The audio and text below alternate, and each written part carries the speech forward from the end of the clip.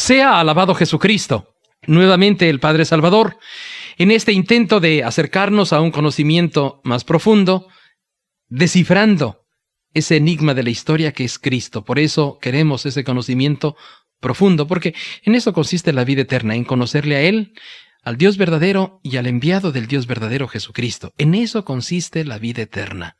Esa va a ser nuestra posesión. Esa va a ser nuestra dicha. No queremos solamente conocerlo como un personaje que vivió en una determinada época. Es un personaje, Dios, y que compromete nuestra vida, nuestra existencia. Y la compromete de tal manera que nosotros debemos llevarlo a toda la sociedad y a toda la historia, a pesar de que ya han pasado muchos siglos. Bien, continuamos con este tema que nos lleva al conocimiento de Jesucristo nuestro Señor. Estoy tratando el tema de los racionalistas y protestantes liberales que hablan sobre la historicidad de las fuentes que nosotros tenemos para el conocimiento de Jesucristo, que son los evangelios, las cartas apostólicas, Hechos de los Apóstoles y las cartas de San Pablo.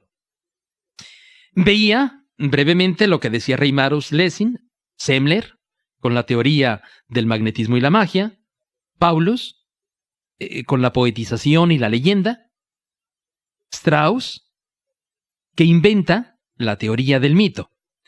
Es importante que nos dediquemos un poquito a profundizar en esta postura de Strauss. Y Strauss inventó un poco locamente. Indudablemente que ellos probablemente tenían algo del conocimiento de las ciencias humanísticas, del estudio del griego, y conocían todos los mitos de Grecia y de Roma, y indudablemente conocían un poco lo que era la teoría del mito. Bien, el mito, hay que decirlo en primer lugar, que aparece en épocas prehistóricas, no cuando una civilización está en su culmen, en el momento clásico. Más bien, cuando llega el momento clásico, uno empieza a cribar, empieza a hacer crítica, juicio de valor, si Zeus existe o no existe. En la época clásica, entre los griegos, ya no se creía en Zeus, ni se creía en ninguna de las divinidades. Se empezaba a hablar con Aristóteles de el primer principio. El primer principio es un motor inmóvil. Es alguien que mueve todo lo que existe. Alguien que da origen a todo lo que existe. Los griegos no pueden hablar de la creación, de que Dios sea creador, porque el dato de que Dios sea creador, esto es propio de la revelación cristiana. Ahora bien, ellos intuyen como una exigencia de la razón, estoy hablando de los griegos, en concreto de Aristóteles, intuyen que tiene que haber un principio que ordena todo, un principio del cual procede todo lo que existe. Y a esto ellos le llaman, pero estamos hablando en estos momentos de un pensamiento abstracto, metafísico, y a esto le llaman motor inmóvil, el que no es movido por nadie, el que no es creado por nadie, tendríamos que decir los que somos cristianos. Pues muy bien, Strauss, con su teoría del mito, nos manda a épocas prehistóricas, olvidándose de lo que dice San Pablo: cuando llegó la plenitud de los tiempos, envió Dios a su Hijo nacido de mujer. Plenitud de tiempos. La humanidad está perfectamente civilizada en el mundo griego y en el mundo romano. Con esto no quiero decir que no hicieran atrocidades.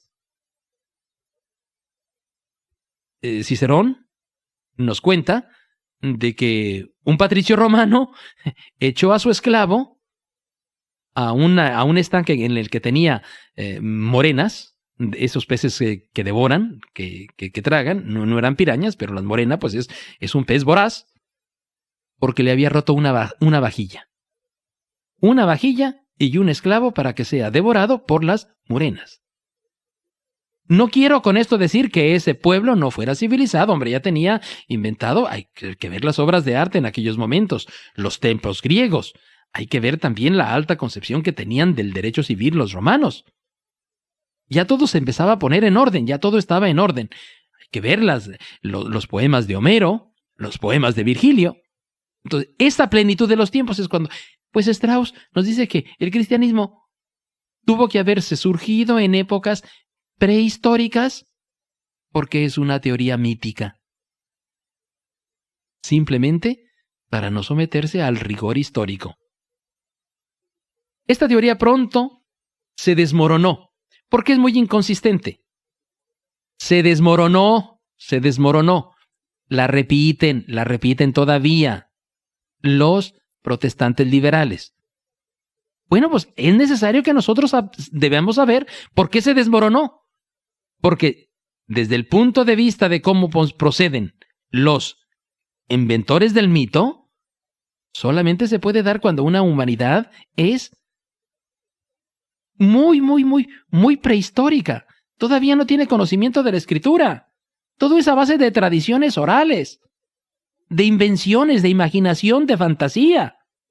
Por eso empiezan ellos a adorar, no sé, las plantas, el sol, la luna, la lluvia. Por eso los griegos, pues tenían todo ese tipo de dioses. Adoraban a todas las fuerzas cósmicas.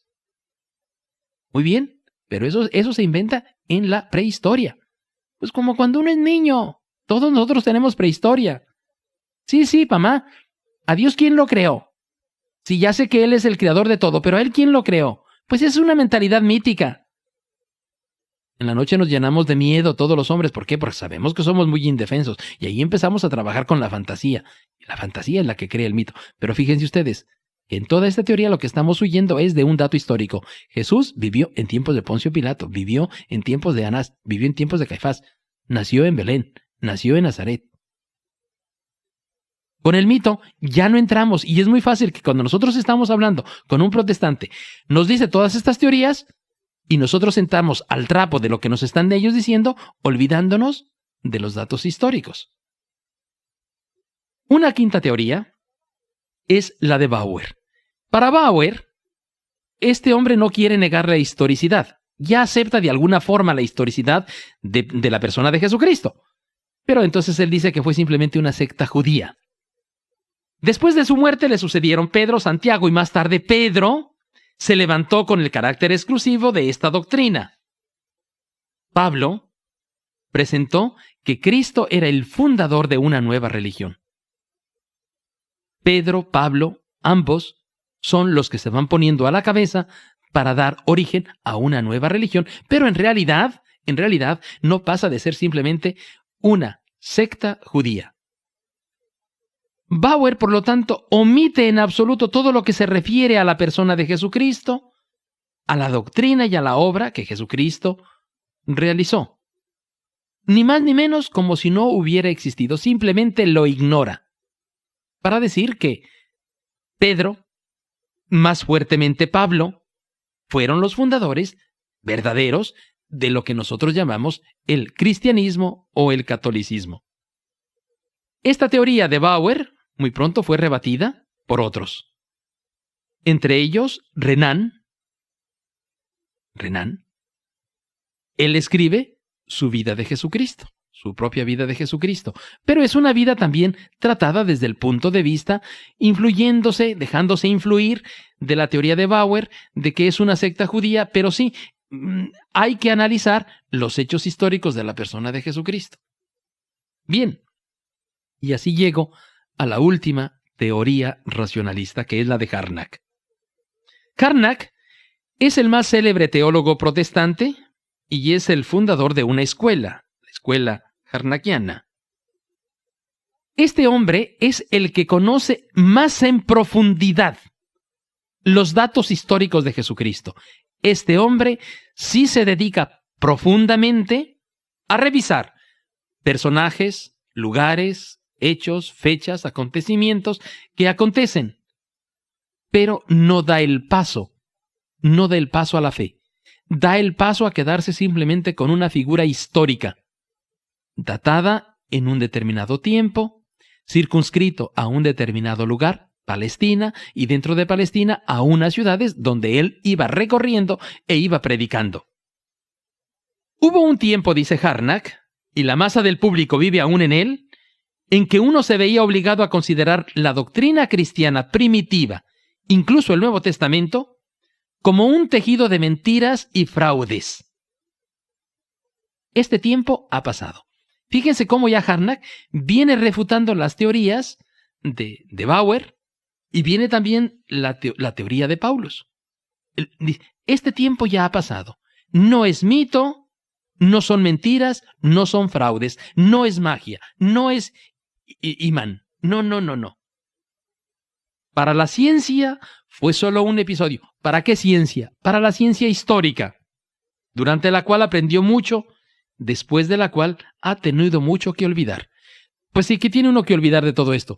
Todos esos autores que en definitiva te obligan a estudiarlos, a tener un conocimiento, porque son el origen de otros muchos errores que todavía tienen vigencia y actualidad, y todavía los protestantes liberales sobre estos datos, sobre estas teorías racionalistas, vienen haciendo día con día, momento a momento y puerta por puerta, van haciendo apelación a estas teorías fundadas, originadas por los racionalistas franceses. Por eso es por lo que las he enunciado. Pero Harnack, a pesar de que es un racionalista, no quiere dar el salto a la fe, no quiere afirmar que Jesucristo es Dios, pero sí lo conoce en toda su profundidad y dice que todo lo que ha acontecido en el Evangelio es histórico. No querían ellos comprometerse. Hoy en día esta es la teoría más reciente del racionalismo. Inclusive el mismo Harnack es que los evangelios no contienen con fidelidad la doctrina de Cristo, sino una doctrina desfigurada.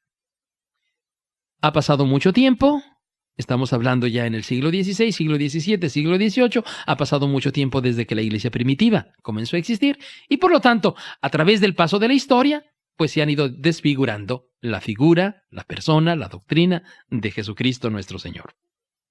Muy bien. Si nosotros, como lo vamos a hacer, en el siguiente segmento, vamos a estar hablando de la refutación de estas teorías propias del racionalismo. Si nosotros queremos refutar estas teorías, estoy introduciendo ya el nuevo tema, si queremos refutarlo, tenemos que decir y afirmar que los evangelios son históricos. Y para afirmar que un escrito y por lo tanto, el contenido personaje, el personaje citado, el hecho citado, la ciudad mencionada, el hecho y el acontecimiento realizado son históricos. Para afirmar que todo lo que está en el Evangelio es histórico, debemos atenernos a 3 criterios. Criterio de autenticidad, de veracidad y de integridad. Si nosotros logramos probar que los evangelios son auténticos, verídicos y íntegros, en esta medida en que podemos hacer y afirmar que son auténticos, verídicos e íntegros, estamos afirmando la historicidad, porque el método histórico procede en todo acontecimiento así. Usted me trae ahora su acta de nacimiento y yo empiezo a decir, ¿es auténtica? ¿Es íntegra? ¿O está falseada? ¿Es veraz o no es veraz?